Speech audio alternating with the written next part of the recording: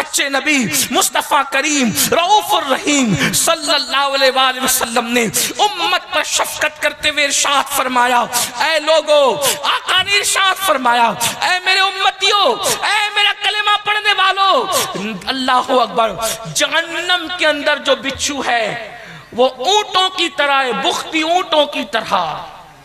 अल्लाह के रसूल अलैहिस्सलाम फरमाते हैं जब वो बेनमाजी को डसेंगे तो 40 साल तक के जहर उनके जिस्म के अंदर गर्दिश करता रहेगा।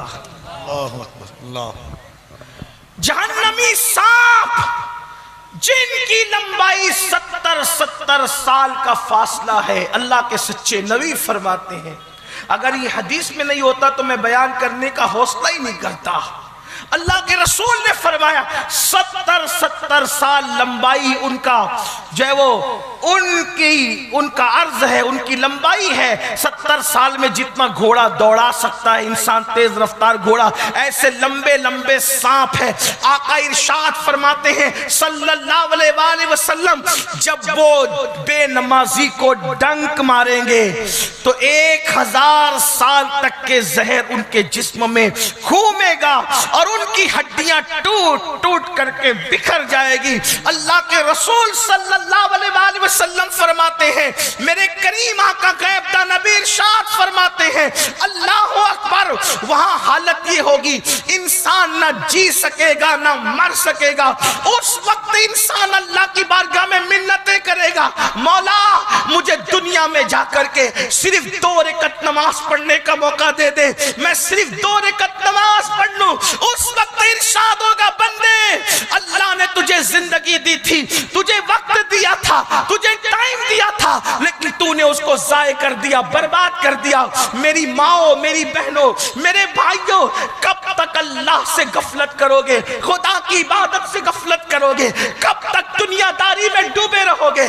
तुमने हजारों जनाजे उठते हुए देखे, तुमने हजारों को कब्रों में जाते हुए देखा, अल्लाह अल्लाह, प्रधान जी को मरते देखा, दादाजी को मरते देखा, उलमा को मरते देखा, खुतबा को मरते देखा, नेकों को मरते देखा, पापियों को मरते देखा। जरा सोचो तो सही, जो बिल्डिंगों में रहे उनको मरते देखा, मजबूत इमारतों में रहे उनको मरते देखा, जिनको लोग सेठ साहब कहते थे, मुखज्जरा ने कौम मिल्लत कहते थे, उनको मरते देखा। अरे पता नहीं कहां तक सच है। हमने तो एक कब्र ऐसी देखी जिस पर कोई फातिहा पढ़ने वाला नहीं, लोगों ने बताया बुर्ज खलीफा बनाने वाले की कब्र है जिस पर कोई फातिहा पढ़ने वाला नहीं। अगर वो कब्र हो ना हो, हम तो ये जानते हैं जिसने ताजमहल बनाया, लोग पूरा ताजमहल घूम कर चले जाते हैं। मुसलमानों किस बला की मैं से है सरशार हम, दौलत पर घमंड करके मेरे अल्लाह को भूलने वालों, जवानी पे नाश करके खुदा को भूलने वालों, जरा जा करके देखो पूरा पूरा ताजमहल हजारों लोग जा करके घूम आते हैं। किसी को तौफीक होती है मुमताज और शाहजहां पे फातिहा पढ़े। मुमताज कितनी नेक थी ये दूसरा मसला है, शाहजहां का तकवा क्या था ये दूसरा उन्वान है। लेकिन मैं हैरान हूं, अल्लाह अकबर, लोग वहां फातिहा नहीं पढ़ते, फोटो निकालते, वीडियो निकालते, तस्वीर कशी करते, गले में हाथ डाल के दोस्तियों का इजहार करते, लेकिन कोई वहां फातिहा नहीं पढ़ता। जिसने ताजमहल बनाई उसके कब्र पर कोई फातिहा पढ़ने वाला नहीं, और जिसका कोई महल क्या झोपड़ा भी नहीं था, उस गरीब नवाज के मजार पे हजारों का मजमा ठाटे मारता नजर आ रहा है। लोग फातिहा पढ़ने के लिए बेचैन है। क्या पता चला जो अपने लिए जीते हैं वो अगर बड़े से बड़े गुंबद में भी दफन हो जाए, कोई याद नहीं करता।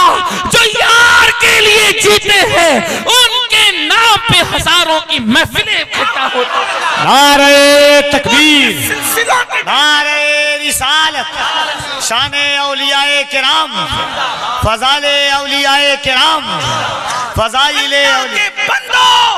इब्रत हासिल करो। कब तक दौलत के नशे में रहोगे? क्या कारून के पास दौलत नहीं थी? क्या फिरौन के पास दौलत नहीं थी? क्या बुख्त नस्र के पास दौलत नहीं थी? मेरी बहनें कब तक सोने के ज़ेवरात पर गुरूर और घमंड करती रहेगी? अल्लाह अकबर, क्या अबू लहब की बीवी के पास सोने के ज़ेवरात न थे? क्या अबू जहल की बीवी के पास सोने के ज़ेवरात न थे? बताओ, जिनकी अबू लहब और अबू जहल की बीवियों की कब्रें कहां हैं? जो सोने के ज़ेवरात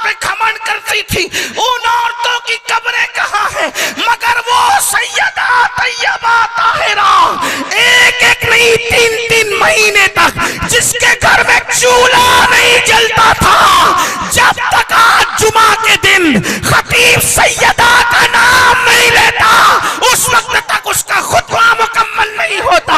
पता चला जो सोने के गुरूर में होते हैं उनकी कब्रों का निशान नहीं मिटता, और जो सजदे में रात गुजारते हैं आज भी उनका नाम लेने पर बड़े बड़े वलियों की गर्दनें झुक जाया। सुभान अल्लाह। नारे तकबीर, नारे रिसालत, अज़मते मखदूमे कायनात, जिक्रे मखदूमे कायनात। कब तक दुनिया में गर्क रहोगे, कब तक दुनिया में डूबोगे? एक वक्त की नमाज के लिए सिर्फ 10 मिनट का टाइम लगता है, और ये 10 मिनट का टाइम क्या है? सजदा करो।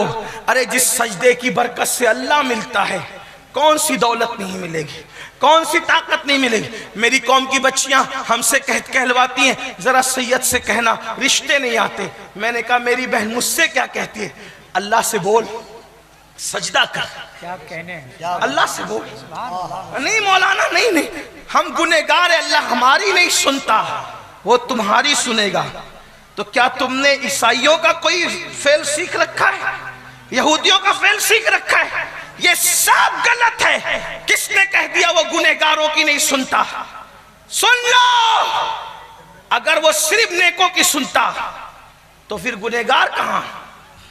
मुझसे बड़ा भी कोई गुनहगार है दुनिया में? मुझे तजुर्बा हुआ कि जब वो मेरी रद्द नहीं करता मुझ जैसे पापी मुजरिम गुनहगार की, वो तुम्हारी कैसे रद्द करेगा? मैंने तो जब से शऊर संभाला जो मांगा उसने मांगने से सिवा दिया। जैसे वो नेकों का रब है वैसे वो गुनहगारों का भी रब है। और एक बात मैं तुम्हें सिखा दो, सीख लो, मेरा आना कामयाब होगा। दुआ की कबूलियत के लिए नेक होना जरूरी नहीं है। तवज्जो, दुआ की कबूलियत के लिए नेक होना जरूरी नहीं है, दुआ की कबूलियत के लिए अल्लाह पर यकीन होना जरूरी है। जब यकीन से मांगोगे कितने भी बड़े पापी हो तुम्हें अता करेगा। यकीन चाहिए। बताऊं शैतान से बड़ा भी कोई पापी है? शैतान की कबूल की कि नहीं की? अल्लाह ने जब उसको कहा निकल, नाराज होके कहा ना, नाराज होकर निकल, तू शैतान बन गया आज से। जिस दिन शैतान बना उस दिन क्या मांगा? रिश्ता, रोजी रोटी नहीं, इतनी बड़ी चीज मांगी कि किसी ने नहीं मांगी। अल्लाह मुझे कयामत तक की उम्र दे, कयामत तक की उम्र दे। अल्लाह ने कहा जा दिया। तवज्जो है आपकी? जी बिल्कुल आता। क्या कहा? जा दिया। जो शैतान को महरूम ना करे वो महबूब की उम्मत को महरूम करेगा। मांग कर तो देख, मांग, तेरे पास टाइम नहीं है, उसको देने के लिए है। हम तो माइल बकरम है, कोई साइल ही नहीं, राह दिखलाए किसे राह रवे मंजिल ही नहीं। बंदे जरा गिड़गिड़ा के देख, अच्छी तरह वुजू कर, 2 रकत नफिल पढ़ और फिर गिड़गिड़ा रो, फिर देख कैसा मजा आता है, कैसे उसके करम के दरवाजे खुलते हैं। लेकिन ये तुमने नहीं सीखा। तुम तो माअज़ल्लाह ये चाहते हो दुआ भी हजरत करें, वजीफा भी हजरत पढ़ें, सब हजरत करें और नेमतें मुझे मिले। ये सब मत करो, हंसने की बात नहीं है। सुधरो, सौरो। अपने अल्लाह से कब तक दूर भागोगे? रिश्ता जोड़ो अल्लाह से, अल्लाह के करीब आओ। और याद रखना, सबसे दोस्ती करना मुश्किल है, रब से दोस्ती करना बहुत आसान है। ये मेरे अजीज भाई मौलाना कफील अंबर साहब अच्छे बेहतरीन नाजिम है। हाथ मिलाना मुश्किल है, हाथ मिलाना मुश्किल है ना इनसे। ये उलमाए किराम, इनके करीब आना मुश्किल है। अपने जैसे इंसान है ना। हाँ, ये मौलाना बैठे हुए हमारे साथ मुंबई से, हाफिज साहब हमारे बड़े मुखलिस है। आप करीब आना चाहे तो कितना मुश्किल। पहले कफील भाई के घर का पता, फोन नंबर, ये वो क्या क्या करें। लेकिन अगर अल्लाह से मिलना हो तो अल्लाह से बात करना कितना आसान कर दिया हुजूर ने तुम्हारे लिए। वुजू करो, वुजू करो अच्छे से, नमाज के लिए खड़े हो जाओ, और जब तुम तिलावत करना शुरू कर दिए समझ लो तुम्हारी गुफ्तगू अल्लाह से शुरू। सुभान अल्लाह, सुभान अल्लाह। हाथ उठा के तुमने दुआ शुरू कर दी, अल्लाह से तुम्हारी मुनाजात और गुफ्तगू अर्ज मारूफ शुरू हो गया, आंसू बहने लगे, करम मुतवज्जे हो गया। बताए अल्लाह कैसे मुतवज्जे होता है? कफील भाई को, मौलाना को, पीर साहब को कहा, हजरत इधर देखे ना, हजरत इधर देखे ना, हजरत इधर देखे ना। हजरत की तवज्जो किसी मैं किसी को टारगेट नहीं कर रहा हूँ, सिर्फ आपको अल्लाह की तरफ बुलाना चाहता हूँ, गलती हो तो माफ कर देना, लेकिन मेरी नीयत किसी को जलील करना नहीं। लेकिन ये बात को, हजरत की तवज्जो कभी मालदार की तरफ है, हजरत की तवज्जो कभी सेठ साहब की तरफ, इसकी तरफ, उसकी तरफ, हाँ आपका नसब देख रहे हैं, ये देख रहे हैं, वो देख रहे हैं, लेकिन अल्लाह को मुतवज्जे करने के लिए सिर्फ आपकी आंख से आंसू बहना शुरू हुए, अल्लाह की रहमत कहती है। एक बार बंदा कहता है या अल्लाह, 3 मरतबा अल्लाह की रहमत कहती है, लब्बैक या अब्दी, लब्बैक या अब्दी, लब्बैक या अब्दी, मेरे बंदे में हाजिर हूँ, मेरे बंदे में हाजिर हूँ, मेरे बंदे में हाजिर हूँ, मांग तो सही, तुझे चाहिए क्या चाहिए, मांग तो सही। अल्लाह अकबर, ना अमीर देखते हैं, ना गरीब देखते हैं, ना छोटा देखते हैं, ना बड़ा देखते हैं, ना शराबी देखते हैं, ना जुआरी देखते हैं, ना कबाबी देखते हैं, कुछ नहीं, सिर्फ कोई पुकार कर तो देखे, एक बार पुकार कर तो देखो। एक बात बताऊं, बहुत अच्छी बात याद आई।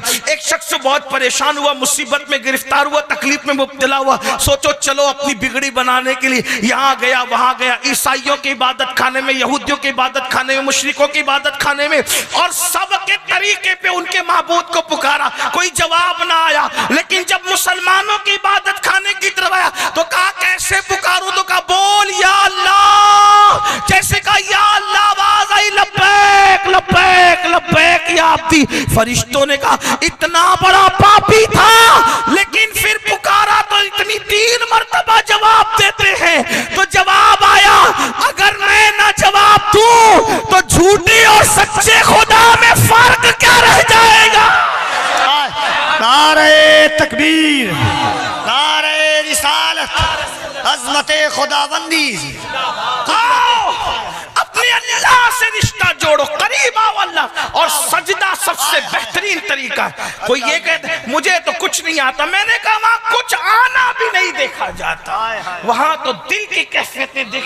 इन्नल्लाह ला यंजुरु इला सुवरिकुम व इला अमवालिकुम वलाकिन यंजुरु इला कुलूबिकुम। ना वो तुम्हारे चेहरे देखता है, ना तुम्हारा माल देखता है, वो तो तुम्हारा दिल देखा करता है। बंदे तू पुकार कर तो देख, तूने आज तक उसको पुकारा नहीं, पुकार दिल से पुकार, यकीन से पुकार।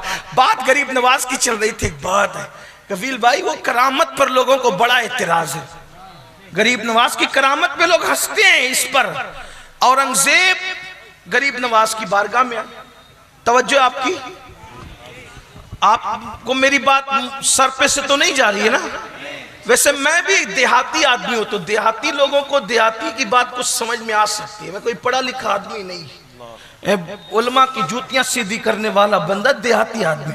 लेकिन आपको अगर बात समझ में आ रही हो तो आप मेरी तरफ मुतवज्जो रहे। औरंगजेब मजार पर गए, गरीब नवाज के मजार पर। इसका मतलब यह है कि 1857 से पहले बादशाह भी मजार वाला था और रियाया भी मजार वाली थी। क्या बात है हज़रत? 1857 के बाद नजरियात बदले। फिर यह हुआ कि जो तख्त पर बैठे फिर वो भी बागी थे और कुछ लोग भी बागी पैदा हो गए, उन्होंने बागी पैदा कर दी। फिर मजार को मिट्टी का ढेर कहना शुरू किया। बहरहाल अल्लाह गुनवान है। तो औरंगजेब ने वहां देखा कि वहां कुछ अंधे बैठे हैं। कौन बैठे? अंधे। और अंधे बैठे हुए और वो कहते ख्वाजा आंख दे दे, आंख दे दे, आंख दे। सरकार औरंगजेब आलमगीर ने उन अंधों को गरीब नवाज से आंख मांगते देखा तो उन अंधों को धमकी दी कि मैं फातिहा पढ़ने जा रहा हूं, अगर मेरे फातिहा पढ़ने तक तुम्हें आंख नहीं मिली तो मैं तुम सबको कत्ल कर दूंगा। ए औरंगजेब, ये तेरा दस्तूर हमें समझ में नहीं आया। आंख मांगते ख्वाजा से तो धमकी तुझे जिससे मांग रहे उसको देना चाहिए, मांगने वालों का क्या कसूर है? बात समझ में आती है? जी जी। लेकिन धमकी किसको दे रहे? जिसका कोई कसूर ही बजाहिर नजर नहीं आता। बजाहिर कह रहा हूं, बात समझाने के लिए कह रहा हूं, लेकिन बात है। धमकी किसको दी? औरंगजेब ने अंधों को दी। और गए फातिहा पढ़ने, वापस आए। जो बरसों से बैठ के आंख मांग रहे थे नहीं मिल रही थी, आज मिल गई आंख। धमकी अंधों को दी और आंख ख्वाजा गरीब नवाज ने दे दी। अच्छा, लोगों को यह भी लगा कि ये अभी शिर्क के खिलाफ तकरीर किया, अभी फिर शिर्क बका कि गरीब नवाज ने आंख दी। मैंने कहा तुझे नहीं पता, तुझे नहीं पता, जब हम कहते हैं ना कि डॉक्टर ने दवा दी तो मैं अच्छा हो गया, तो ये भी तो शिर्क हो सकता है ना? हो सकता है कि नहीं हो सकता है? हो सकता है, लेकिन तुम जैसे खप्तियों की नजर में हो सकता है और हम जैसे तौहीदियों की नजर में नहीं हो सकता। क्यों?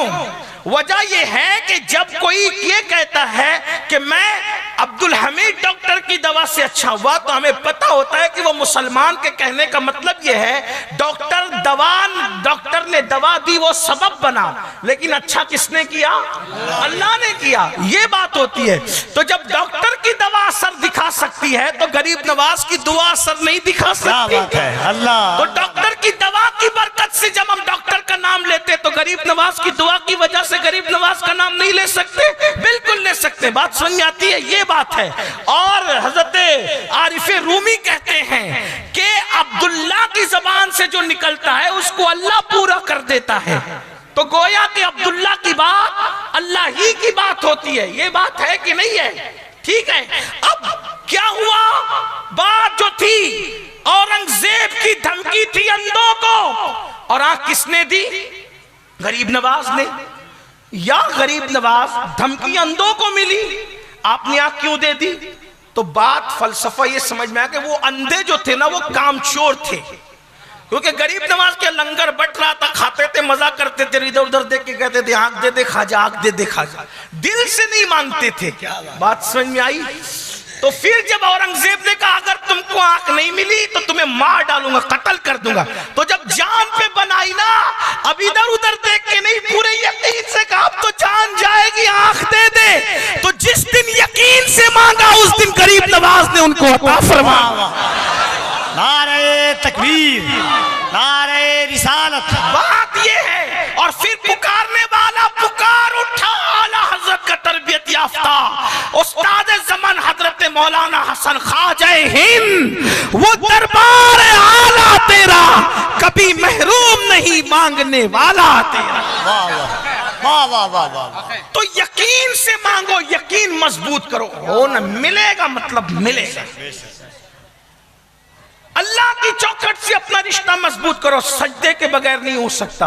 अगर आप ये सोचते हैं कि मैं नमाज छोड़ करके अल्लाह से ये अपना रिश्ता मजबूत कर लूंगा तो नहीं हो सकता। मजबूत पहले सजदे की तरफ आओ, अल्लाह के घर की तरफ आओ। और एक बात मेरी याद रखना, अपने मसाइल का हल कल भी अल्लाह की चौखट पे था और आज भी अल्लाह की चौखट पर। जुड़ो अल्लाह से। 10 मिनट का टाइम लगता है, सिर्फ 10 मिनट का टाइम, और अगर नहीं निकालोगे 10 मिनट का टाइम तो फिर वो अजाब है, वो अजाब। सोचो तो सही, अल्लाह के रसूल फरमा रहे इतना लंबा सांप है 70 साल की मुसाफत तक, 1000 साल तक के उसका ज़हर, हड्डियां घुलेगी, हड्डियां टूटेगी, बिखरेगी, न जी सकेगा न मर सकेगा। और उससे बड़ी बात, अल्लाह अकबर, आका फरमाते बेनमाजी को कयामत तक डसेंगे वो सांप, सुकून नहीं मिलेगा, कहीं चैन नहीं मिलेगा। दुनिया की जिंदगी तो चंद दिन की है, चंद लम्हों की, चंद साथ की है। तो अल्लाह के बंदे तौबा करो, नमाजी बनो। तीसरा बड़ा गुनाह, गुनाह कबीरा, माँ बाप की नाफरमानी, माँ बाप को सताना। अब मैंने उसको नमाज के बाद इसलिए बयान किया कि कुछ लोग नमाज पढ़ते हैं लेकिन माँ बाप का ख्याल नहीं करते। तो पता है, जो नमाज पढ़े और माँ बाप का दिल दुखाए उसकी नमाज भी कबूल नहीं होती। अल्लाह के रसूल फरमाते जिससे माँ बाप राजी उससे अल्लाह राजी, जिससे माँ बाप नाराज उससे अल्लाह नाराज। आजकल नौजवान लड़कों का, लड़कियों का क्या हाल हो गया, उन्हें माँ बाप की कोई पड़ी ही नहीं, परवाह ही नहीं है उनको, माँ बाप की कुछ पड़ी नहीं, कोई परवाह नहीं उनको। क्या हाल है उनका, माँ बाप को बुड्ढा बुड्ढी, डोकरा डोकरी, पता नहीं क्या क्या कहते हैं और हंसते हैं। बीवी का मुंह देख लिया, माँ बाप से बगावत। और आजकल की लड़कियां और बच्चियां भी ऐसी है कि माअल्लाह, उनको सबसे ज्यादा बुरा कोई लगता है दुनिया में तो सास और ससुर बुरे लगते। ऐसी औरतें अपना बहुत बड़ा नुकसान कर रही है। क्या नुकसान कर रही है पता है, अपने शौहर को वो जहन्नमी बना रही है। क्योंकि जब तू अपने शौहर को माँ बाप की बगावत सिखाएगी तो तेरा शौहर तो जहन्नमी होगा। तो अच्छी बीवी वो नहीं हो सकती जो शौहर को जहन्नमी बनाए। और फिर सुन लो, अल्लाह के रसूल ने फरमाया, अगर कौम की बेटियां यहां मौजूद है तो दिल के कानों से सुन लो, अल्लाह के रसूल फरमाते, कमा तदीनु तुदान, तुम जैसा करोगे वैसा भरोगे। आज तुम बहू हो, कल तुम सास बनोगी। अगर आज तुमने अपनी सास और ससुर की मुखालफत की, जब तुम सास बनोगी तो तुम्हारी बहू भी आने वाली तुम्हारी मुखालफत करेगी।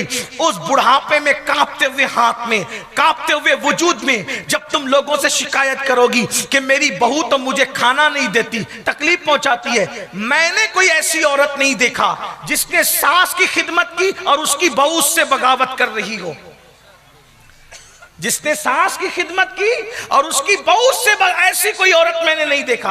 हमेशा बहुएं उस वक्त बगावत करती है जब तुम अपनी सास से बगावत करती, क्योंकि ये अल्लाह का कानून है, अल्लाह का कानून है। अल्लाह अकबर। तुम अगर किसी को अजियत दोगे, तकलीफ दोगे, तो तुम्हारे आने वाले उससे ज्यादा तुम्हें तकलीफ देंगे। ये कोई इंसाफ है कि तुम्हारे सास ससुर ने, जो तुम्हारी सास है, जब तुमको लाया तो कितने एहतिमाम से लाया। मैं तो कहता हूं यार, सास से जितनी मोहब्बत होनी चाहिए उससे उतनी किसी से नहीं होनी चाहिए, जितना ससुर से होना चाहिए उससे कितनी। तो कहा वो क्यों? मैंने कहा जरा सोच, जब तेरी सास ससुर ने तुझे अपने घर लाए तो इतने एहतिमाम से लाए कि अपने पीर को भी इतनी शान से अपने घर नहीं लाते। जब तुझे लाना हुआ तो मंडप लगाया, शामियाना लगाया, इतना खाना किया, इतना निकाह का एहतमाम किया, ऐसी बारात निकाली, शान से लाया तुझे घर। और जो अपने घर में इतनी शान से तुझे लाए तू उसी को अपने घर से निकाल दे, ये जुल्म नहीं है? और याद रखना, हजरत अबू मूसा अशअरी जिस वक्त यमन के काजी बनकर मदीने से यमन जा रहे थे तो अल्लाह के रसूल ने उनको नसीहत की थी, ए अबू मूसा, बल्कि अबू मूसा नहीं, हजरत मुआज इब्ने जबल, मुआज बिन जबल जब यमन के काजी बन के जा रहे थे तो अल्लाह के रसूल ने मुआज इब्ने जबल से कहा, ए मुआज, मजलूम की बद्दुआ से बचना, क्योंकि मजलूम की बद्दुआ और अल्लाह के दरमियान कोई पर्दा और हिजाब नहीं होता। तो मजलूम अगर कुत्ता हो तो उस पर जुल्म करने से भी अजाब आता है, मजलूम अगर चिड़िया हो उस पर जुल्म करने से भी अल्लाह का अजाब आता है। अगर सास ससुर को तुम मजलूम बना दो, माँ बाप को तुम मजलूम बना दो, उन पे जुल्म करो तो कितनी तबाही आएगी। इसलिए मैं नौजवानों से कहता हूं, कितनी बड़ी से बड़ी नेमत को खोना हो तो माँ बाप के लिए खो दो, मगर माँ बाप को मत खोना, क्योंकि माँ बाप ऐसी नेमत है कि एक मर्तबा खो दो तो दोबारा वो नेमत नहीं मिल सकती। दोस्त खो दो, दोस्त मिलेगा। बच्चे मर जाए, अल्लाह ना करे बच्चे फिर पैदा होंगे। इल्म चला जाए फिर हासिल होगा। दौलत खो दो फिर मिलेगी। बल्कि अगर इबादत भी खो जाए फिर इबादत मिल सकती है, लेकिन माँ बाप वो नेमत है, एक बार चली गई ना दोबारा नहीं मिल सकती। और जिसके दामन में माँ बाप की दुआ नहीं, वो दुनिया में कभी सुकून और चैन की जिंदगी नहीं गुजार सकता। माँ बाप की दुआ चोर को वली कुतुब बना दे, अब्दाल बना दे, और माँ बाप की बद्दुआ वलियों को भी विलायत से नीचे गिरा दे। आप क्या समझते हैं? बड़े बड़े वलियों की विलायत छिन गई माँ बाप की बद्दुआ से। हजरत फुज़ैल बिन अयाज वली बने। जब उनकी जिंदगी हमने पढ़ी तो कहा डाकू भी वली बनते हैं। तो उनकी मां की दुआ हमें नजर आई उनके पीछे कि जब वो डकैती करते थे तो उनकी मां दुआ करती थी, अल्लाह इसको सुधार दे। बिश्र हाफी पूरी पूरी रात बगदाद के मैखानों में शराब पीते हुए पड़े रहते थे। हमने सोचा सिर्फ बिस्मिल्लाह का वरक उठा के भी कोई वली बनता है? आज भी तो लोग बिस्मिल्लाह के वरक उठाते हैं, वली क्यों नहीं बनते? तो पता चला जब वो मैखाने में होते थे तो बिश्र की माँ हाथ उठा के दुआ करती थी, अल्लाह मेरे बेटे को सुधार, उसको संवार दे।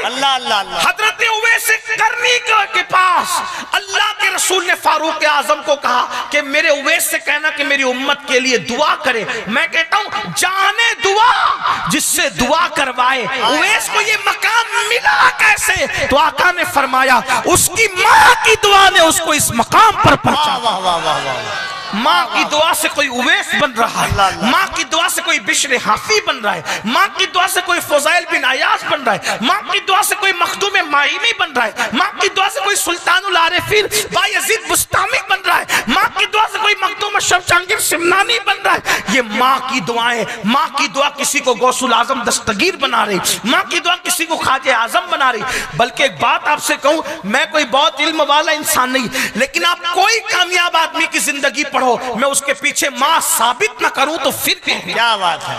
अल्लाह अल्लाह। बल्कि हमारे आका सल्लल्लाहु अलैहि वसल्लम को किसी की दुआ की जरूरत नहीं, लेकिन हुजूर अलैहिस्सलाम जब बचपने में है, हुजूर की अम्मी कहती थी अल्लाह मेरे लाल को उरूज अता फरमा, मैंने ऐसे लाल को पैदा किया है जिसकी वजह से मशरिक और मगरिब में मेरे डंके बचेंगे। आप बताएं तो सही, माँ किसके पीछे नहीं, माँ की दुआ। हालांकि कुछ हस्तियां ऐसे जिनको किसी की दुआ की जरूरत नहीं है, लेकिन बहरहाल कहीं ना कहीं माँ की दुआएं आपको जलवा अफरोज नजर आएगी। मेरे आका अलैहिस्सलाम के दीवानों, आज कोई मुंबई कमाने जा रहे, कलकत्ता जा रहे, सऊदी जा रहे, बीवी को फोन करेंगे, बच्चों को फोन करेंगे, सास ससुर को फोन करेंगे, बूढ़े माँ बाप इंतजार में होंगे मेरे बेटे का फोन तो आए। औलाद को फोन तक करने की तौफीक दी। इसीलिए मैं सोचता हूँ या अल्लाह, जो औलाद जीते जी माँ बाप की दरियाफ्त न करे, माँ बाप का हाल दरियाफ्त न करे, माँ बाप का मिजाज दरियाफ्त न करे, वो मरने के बाद इनके लिए मगफिरत की दुआ क्या करें। एक सच्ची बात कह दूं, सुन्नियों की मजमे में जब ये बात कहता हूं तो बहुत बुरा लगता है मेरे सुन्नी भाइयों को, और मुझे तो मिलता ही सुन्नियों का मजमा, अल्हम्दुलिल्लाह मैं वो खुशनसीब हूँ कि अहले मिंबर भी सारे सुन्नी होते और सुनने वाले भी सारे सुन्नी होते, है ना। अभी जब आएंगे उलमा, जाएंगे उलमा, तो आप धक्कम धक्की, रेल पेल और एक दूसरे पे गिर पड़ोगे। क्यों? हजरत के हाथ चूमो, हजरत के, मैं कहता हूँ हजरत के हाथ चूमो, बाद में पहले अपने माँ बाप के हाथ चूमो।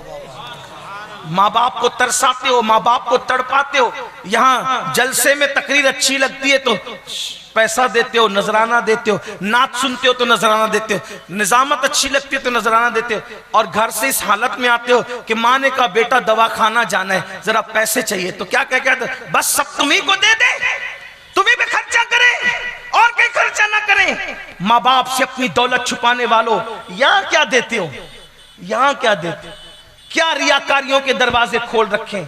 मैं ये नहीं कहता कि हर देने वाला रियाकारी करता है, लेकिन याद रखना, माँ बाप को तड़पा के और तरसा के यहाँ नजराना देने वालों, तुम्हारे नजराने तुम्हारे मुंह पे मार दिए जाएंगे। माँ बाप को गाली देकर पीरों के हाथ चूमने वालों, तुम्हारा हाथ चूमना काम नहीं आएगा।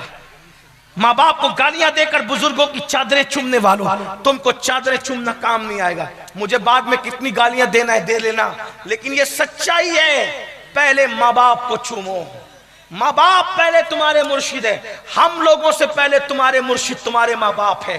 क्योंकि हमें देखोगे क्या मिलेगा नहीं मिलेगा मुझे नहीं पता, मैं उलमाए किराम की तवज्जो चाहता हूं। हमें देखोगे, आप तायीद करोगे तो बोलूंगा, वरना मैं अपनी बात वापस ले लूंगा। हमें देखोगे, हमें देखोगे, आपको सवाब मिलेगा नहीं मिलेगा कोई गारंटी नहीं। वजह अल्लाह के रसूल ने फरमाया आलिम को देखना इबादत है। तो जरूरी है कि अमीनुल कादरी को लोग अल्लामा कह रहे हैं, कफील भाई अल्लामा कह रहे हैं, तो अल्लाह भी उसको आलिम में शुमार कर ले, कोई जरूरी है, कोई जरूरी है। यही तो बात है ना, आलिम से मुसाफा करो तो हुजूर से मुसाफा करने का सवाब मिले। कोई जरूरी है अमीरुल कादरी कोई अल्लामा कह रहा है मोहब्बत में तो अल्लाह भी उसको आलिम शुमार करे, ये जरूरी है नहीं।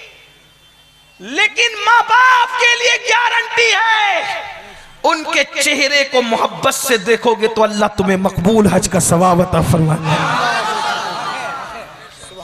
तो डाउटफुल सवाब के चक्कर में पड़ते हो, वाह वाह, और यकीनी कंफर्म जो सवाब है उससे पीछा छुड़ा रहे हो। मैं आपको उल्मा से बदसन करने नहीं आया, वल्लाह मेरी नीयत पर आप शक न करें। आप हर आलिम की इज्जत करें, उससे पहले अपने माँ बाप की इज्जत, अपने उलमा की कद्र करें, उससे पहले अपने माँ बाप की। जो माँ बाप का नहीं होता वो किसी का नहीं होता। और याद रखना, उनकी बातें उनके मुंह पे मारी जाए। सरकार गरीब नवाज का नाम खूब लेते हो ना, गरीब नवाज खुद फरमाते हैं, वो कहते हैं मैंने हदीस पढ़ी अपने नाना की कि क़यामत के दिन एक बंदा होगा जिसका नाम आमाल पहाड़ों जैसी नेकियों से भरा होगा। वो पहाड़ों जैसी नेकियां लेकर आएगा। सुन लो मेरे भाइयों, गौर से सुन लो, मेरे नौजवानों गौर से सुन लो। आज तुम्हें टाइम नहीं है माँ बाप के पास बैठने के लिए। माँ बाप इंतजार करते। जैसे तुम बचपन में माँ बाप के लालची थे ना, आज बुढ़ापे में माँ बाप तुम्हारे लालची है। जैसे तुम बचपन में कहते थे ना मेरे अब्बा मेरी अम्मी, आज मेरे बूढ़े माँ बाप कहते मेरा बच्चा मेरा बेटा। उनको न सताओ, उन्हें न तकलीफ पहुंचाओ, उनका दिल न दुखाओ, तबाही होगी, बर्बादी होगी। कभी तरक्की नहीं मिली माँ बाप के सताने वालों को, कभी उरूज नहीं मिला। चंद दिन का उरूज होगा, फिर हमेशा की तबाही होगी। ये मत समझना कि हम कुछ और देख रहे हैं। याद रखिए, अल्लाह की लाठी में आवाज नहीं है, कहने वाले ऐसा कहते हैं। अल्लाह का जब अजाब आता है तो फिर आता है, बर्बादी आती है तो आती है।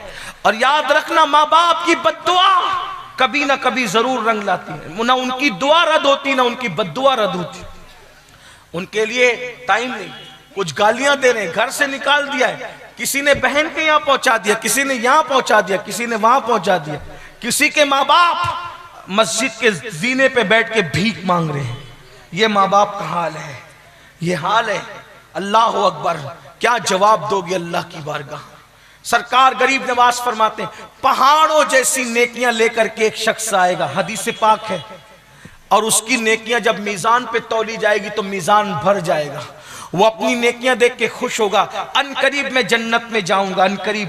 ऐसे में कागज का एक छोटा सा टुकड़ा उसके गुनाह के पल्ले में गिरेगा।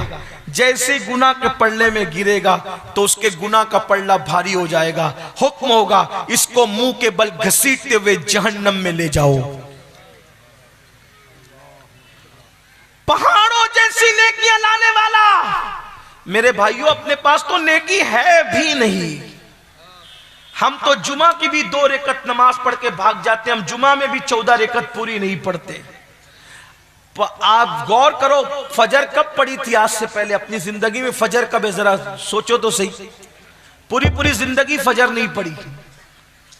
जिन्होंने पढ़ी उनको वुजू करने का तरीका नहीं पता, गुसल करने का तरीका। एक अच्छा आलिम अगर अपना वुजू चेक करे तो हम अपना वुजू साबित नहीं कर सकते।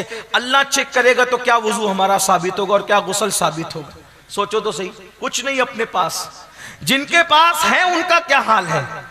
फरमाया पहाड़ों जैसी नेकियां लेकर आएगा, मीजान भर देगा, लेकिन सिर्फ एक कागज का छोटा सा टुकड़ा गुनाह के पल्ले में गिरेगा तो गुनाह का पल्ला भारी होगा। हुक्म होगा, इसको मुंह के बल घसीटते हुए जहन्नम में लेकर जाओ। वो कहेगा, अल्लाह मेरा गुनाह क्या था? ये कागज के छोटे से टुकड़े में लिखा क्या था जिसने मेरी सारी जिंदगी की नेकी को हल्का कर दिया? तो उस वक्त तो फरमाया जाएगा, बंदे तूने सिर्फ एक मर्तबा ऊंची आवाज से अपनी मां से या अपनी बाप से बात की थी, चिल्लाकर अपनी मां से या अपने बाप से बात की थी। वो चिल्लाने का एक गुनाह लिखा हुआ था जिसने सारी जिंदगी की नेकी को हल्का कर दिया। माँ बाप से चिल्ला के बात करो तो ये मसलक आला हजरत का नारा खूब लगाते हो। कभी सीखा भी मसलक क्या है? मसलक आला हजरत का मतलब आला हजरत का रास्ता। आला हजरत क्या फरमाते हैं? आला हजरत ने सिर्फ मुस्तफा जान रहमत पे लाखों सलाम ही नहीं लिखा। आला हजरत ने काबे के बदरुद्दुजा तुम पे करोड़ों दुरूद सिर्फ नहीं लिखा। आला हजरत ने सिर्फ अल अम्न वल उला नहीं लिखा। आला हजरत ने सिर्फ ज़ुब्दतुज़ ज़किया नहीं लिखा। आला हजरत ने सिर्फ मुनीरुल ऐन नहीं लिखा, बल्कि आला हजरत ने ये भी लिखा, वो सब लिखा, सच लिखा, लेकिन ये भी लिखा, जब अपने माँ बाप से बात करो। मसलक आला हजरत में माँ बाप से बात करने का तरीका क्या है? कभी सोचा? टोपियों के कलर में मसलक नहीं है, सिर्फ नारों में मसलक नहीं है। मसलक इमाम अहमद रजा की किताबों में बयान किया हुआ है। देखो क्या फरमाते हैं। फरमाते हैं कि जब अपने माँ बाप से बात करो, डायरेक्ट मत करो, पहले उनसे इजाजत लो। ये हमारे मसलक आला हजरत में माँ बाप का अदब है, और वो घर से नहीं है, सौदागिरान से गढ़ के नहीं, हदीसों की रोशनी में लिखा। पहले माँ बाप से इजाजत मांगो। हम आपसे बात कर सकते हैं, अगर वो इजाजत दें फिर बात करना। वो भी कैसे बात करना?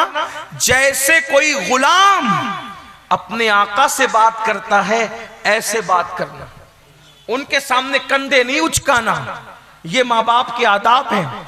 कभी हमने ऐसी बात की, बड़ी माजरत के साथ माफी चाहते हुए, यार तुम्हारे दुनियादार तो दुनियादार है, तुम्हारे दीनदार भी मसलक के आला हज़रत के मुताबिक अपने माँ बाप से बात नहीं करते होंगे, हैं? क्या लगा रखा है? हमने अपने मसलक को नहीं पहचाना, हमने पढ़ा नहीं अपने मसलक को, हम अपनी तबीयत की बकरियां हकालते रहे, हम अपनी तबीयत के नारे लगाते रहे। कभी सोचा, कभी गौर किया, माँ बाप क्या थे? इमाम अहमद रजा को उनकी अम्मी ने कह दिया मदीने नहीं जाना, हज के सफर पे नहीं जाना, नहीं गए, नहीं गए। सफर हज क्या होता है? अम्मी से इजाजत ली, मां ने कहा हज को नहीं जाना, नहीं गए। पता है, तड़प हुई तो फिर मां के पास गए, मां जाना चाहता हूं, इजाजत दे। जब तक मां ने इजाजत नहीं दी, इमाम अहमद रजा सैयदी आला हजरत सफर हज को रवाना नहीं हुए। और आज माँ बाप कहते हैं, हाथ जोड़ के बेटियों से माँ बाप कहते हैं और तू वहां निकाह ना कर, तो बेटी मुंह चला करके कहती है तुमने उसके साथ रहना है कि मैंने रहना है? सोचो, गौर करो। ऐसे लोग कभी खुशियां नहीं पा सकते, ऐसे लोग की जिंदगियों में कभी खुशियों की बहारें नहीं आ सकती। लड़के माँ बाप से कहते हैं तुमने रहना है कि हमने रहना है, तुम्हारा दौर गया हमारा दौर आया।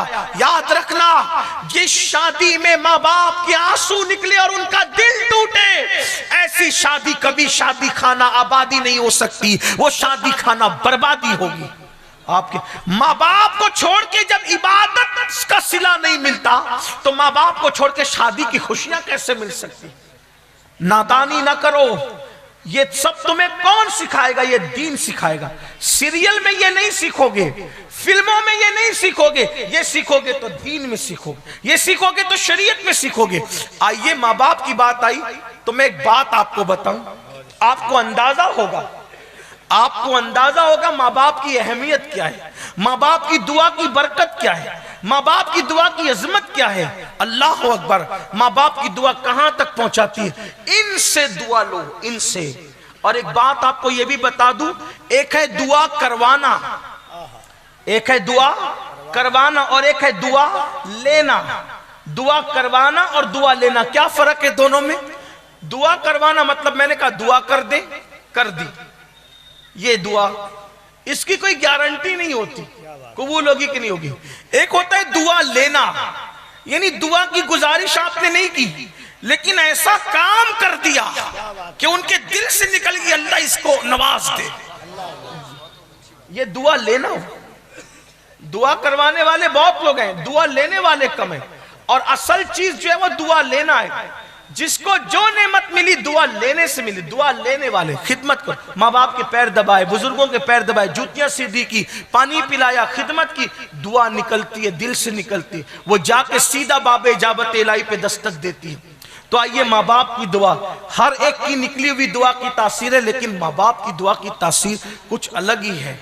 कहते हैं कि एक मर्तबा हजरते सैयदना मूसा अलैहिस्सलाम सफर में थे और सफर में हजरत मूसा अलैहिस्सलाम चलते चलते थक गए।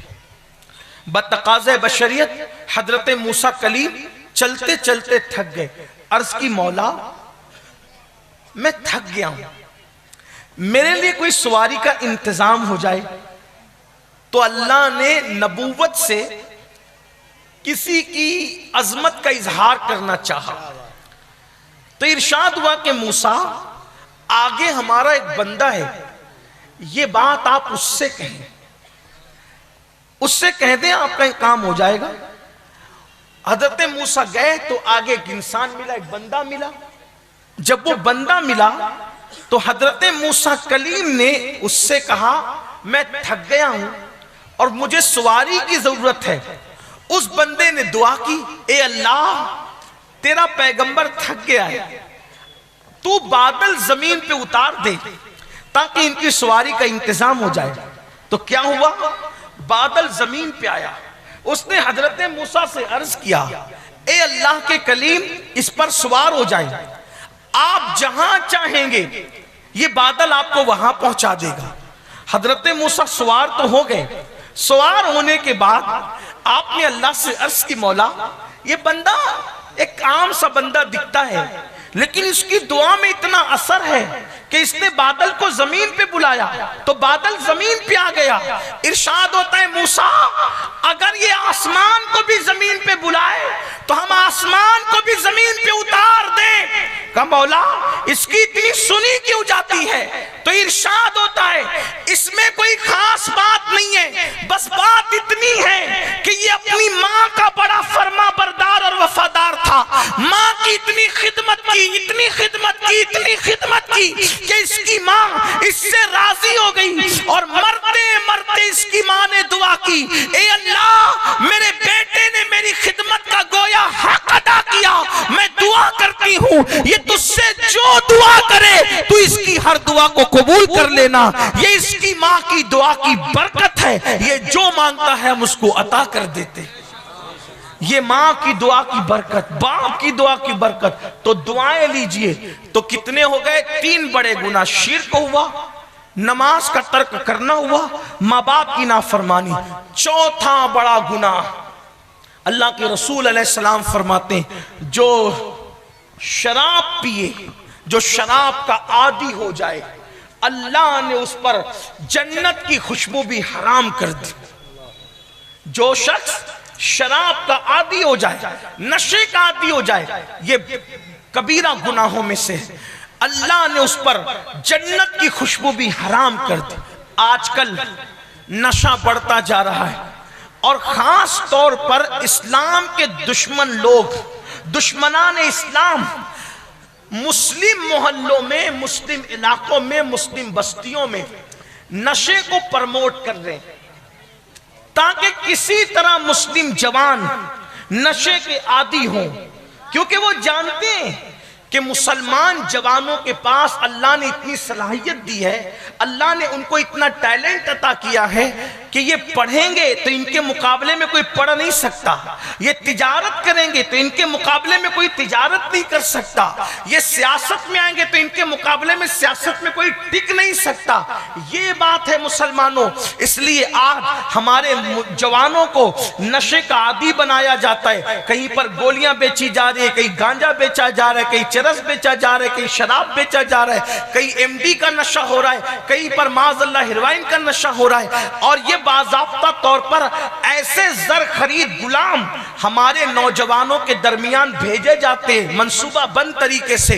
कोई जवान अगर बाअखलाक हो, बाकिरदार हो, खूबसूरत हो, जिससे तरक्की का अंदेशा हो कि ये तरक्की करेगा, ये आगे बढ़ेगा, ये पढ़ेगा आगे बढ़ेगा, तिजारत करेगा आगे बढ़ेगा, इस तरह के मामलात जिनके साथ होते हैं उनको नशे का आदी बनाया जाता है, नाकारा बनाया जाता है। आज हालात ये हैं कि फैशन के नाम पर फिल्में दिखाकर, सीरियल दिखाकर, आर्ट के नाम पर, इसके नाम पे, उसके नाम पे हमारे जवानों को आज नशे का आदी बनाया जा रहा है। कल तक वो जवान जो बहुत तरक्की की उमंगे रखता था, जब 2 पैसा आ गया नशे का आदी बन गया, तब कर्ज में डूबा जा रहा है, सूद में डूबा जा रहा है, तरह तरह के जो है वो बोझ तले डूबा जा रहा है। मेरी कौम के जवानों, आप नशे के लिए नहीं थे, हमारे मजहब में नशे की इजाजत नहीं है। आप जानते हैं नशा क्या है? अल्लाह के रसूल सल्लल्लाहु अलैहि वसल्लम इरशाद फरमाते हैं, जो दुनिया में सिर्फ एक घूंट शराब का पिएगा और बगैर तौबा के मर गया, जब वो अपनी कब्र से कयामत के दिन उठेगा, या तो उसका चेहरा सूअर की तरह हो जाएगा या तो उसका चेहरा बंदर की तरह हो जाएगा। याद रखना। आप लोग कहते हैं, कुछ लोग कहते हैं नहीं नहीं मौलाना, मेरे दोस्तों ने मुझे माँ की कसम दी, बाप की कसम दी, बीवी की कसम दी, बच्चे की कसम दी। मैं कहता हूं मेरे भाई, अगर लोग तुझे कुरान की कसम दे के भी नशा कराएं तो तुझे नशा करने की जरूरत नहीं। अगर तुझे लोग अल्लाह की कसम देकर भी शराब पिलाएं तो तुझे शराब पीने की जरूरत नहीं। इसलिए कि हराम कामों में कोई कितनी बड़ी कसम दे दे, तुझे उसकी कसम नहीं मानना, उस तरफ न जाओ। याद रखना, जब तक मुसलमान नशे से दूर थे, मुसलमानों ये हिंदुस्तान पर 700 साल तक तुमने हुकूमत की, दुनिया में तुमने हुकूमत की। आज हमारे जवानों को दीन से हटाने के लिए नशे का इस्तेमाल किया जा रहा है, नशे का आदी बनाया जा रहा है। याद रखना, नशा पता नहीं तुम्हें कितना बर्बाद करेगा। नशा करने वाला कमाने के काबिल नहीं रहता, नशा करने वाला बीवी के काबिल नहीं रहता, नशा करने वाला जब वो माशरे में इज्जत के काबिल नहीं रहता, नशा करने वाला होश में नहीं रहता। याद रखना, बड़े बड़े करोड़पतियों को, अरबपतियों को जो है वो रोड पे आते देखा, नशे की वजह से उल्टी गिनती शुरू होती है। भाई आदमी जब नशे में रहेगा तो कमाएगा कैसे? आदमी जब नशे में रहेगा तो तरक्की करेगा कैसे? इसलिए याद रखो, आजकल ये भी कहा जाता है नहीं मौलाना अब नशे की आदी हो गए, नशा छूटता नहीं। मैं कहता हूं झूठ है, बिल्कुल झूठ है। किसने कहा नशा नहीं छूटता? अरे नादान, जब मां का दूध छोड़ने पे छूट सकता है तो फिर कौन सी चीज है जो नहीं छूट सकती? मां की दूध से बढ़कर के लजीज ग़िज़ा कौन है? जब इतनी लजीज चीज छोड़ी जा सकती है और छूटी जा सकती है तो वो शराब के कड़वे घूंट क्यों नहीं छूट सकते? इंजेक्शन क्यों नहीं छूट सकते? इंसान तू तय कर ले, मेरे भाई तू तय कर ले। और मैं अपने नौजवानों से भी कहता हूं, अगर कोई बंदा तौबा करके अच्छे रास्ते की तरफ आए, उसको ताने मत दो, उसको ढकेलो मत। याद रखना, कभी कभी ऐसा होता है कि सुधरने वाला सुधरना चाहता है लेकिन हमारा जालिम माशरा उसको सुधरने नहीं देता। मेरे आका सल्लल्लाहु अलैहि वसल्लम के दीवानों, अगर तुम नशा करोगे ना, हुजूर नाराज होंगे, हुजूर बेजार होंगे। अल्लाह के रसूल ने इरशाद फरमाया, जो नशा करता है अगर बीमार पड़े तो उसको देखने मत जाओ। अल्लाह के रसूल ने फरमाया, नशा करने वाला मर जाए, इबरत के लिए उसका जनाजा ना पड़े, ये फरमाया। हालांकि हम हनफी होने के एतबार से इससे बगावत नहीं करते कि कबीरा का कितना भी बड़ा मुर्तकिब होगा उसका जनाजा पढ़ा जाएगा, लेकिन अल्लाह के रसूल अलैहिस्सलाम ने जो है वो इबरत के लिए फरमाया कि जो नशा करते हैं उनको बेटियां ना दो, बीमार पड़े देखने मत जाओ, वो कर्ज मांगे उनको कर्ज मत दो, भूखे उनको खाना मत खिलाओ, मर जाए उनके जनाजे में मत जाओ, क्योंकि ताकि लोगों को इबरत हो। मुसलमानों, आज क्या हो गया है, तेजी से नशा बढ़ता जा रहा है। स्कूल पढ़ने वाले हमारे बच्चे नशे में डूब रहे, कॉलेज पढ़ने वाले बच्चे नशे में डूब रहे। नशे को क्या समझ रखा? ये फैशन नहीं है, ये अंदर से आपको खोखला करता है, आपके फेफड़े खराब होते हैं, कैंसर का मर्ज पैदा होता है, बड़ी बड़ी बीमारियां पैदा होती है। एक बात आपको बताऊं, बहुत खास बात दिमाग में रख लो। आप बताइए, खाना कितनी अच्छी चीज है, कितनी अच्छी चीज है खाना, खाने से कितना सब कुछ होता है। आप मुझे बताओ मेरे भाई, हमारा मजहब का निजाम यह है कि जो खाना इंसान की जिस्म की ग़िज़ा है, अल्लाह के रसूल अलैहिस्सलाम फरमाते हैं कि ज्यादा ना खाओ, ज्यादा ना खाओ, इसलिए कि ज्यादा खाओगे तो बीमार पड़ोगे। और अल्लाह के रसूल सल्लल्लाहु अलैहि वसल्लम ने ज्यादा खाने वालों के लिए क्या फरमाया? आका फरमाते हैं, जिसको भूख नहीं है फिर भी वो खाता ही रहता है तो अल्लाह का अजाब उससे करीब है, अल्लाह का अजाब उसके करीब है। अब आप मुझे बताएं कि हमारे मजहब का मिजाज ये है, तब ज्यादा खाने से क्यों मना किया? ज्यादा खाने से इसलिए मना किया, ज्यादा खाएगा तो बीमार पड़ेगा।